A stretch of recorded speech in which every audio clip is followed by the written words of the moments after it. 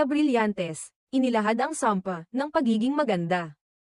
Sa press conference ng Star Magic Spotlight, ibinahagi ni Andrea Brillantes ang kanyang mga saloobin tungkol sa pagiging maganda at kung paano ito nakaapekto sa kanya sa mga aspeto ng buhay.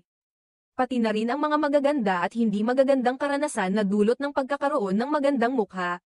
Ayon sa ulat ng Inquirer, ipinahayag ng aktres ang mga pagsubok na hinarap niya noong bata pa siya, partikular na sa pakikisalamuha at paggawa ng mga kaibigan. Sinabi niya na minsan ay nararamdaman niyang naiiba siya dahil sa kanyang hitsura, kaya't nahirapan siya sa paggawa ng mga tunay na kaibigan. Inamin niya ring nakaranas siya ng pambubules at tinawag niyang isang curse ang pagkakaroon ng magandang mukha. I feel like when you're under the curse of being beautiful, hindi mo mare-recognize that you are. Noong nursery to grade school, hirap akong magkaroon ng friends. Hirap akong makapili ng friends. Lagi nila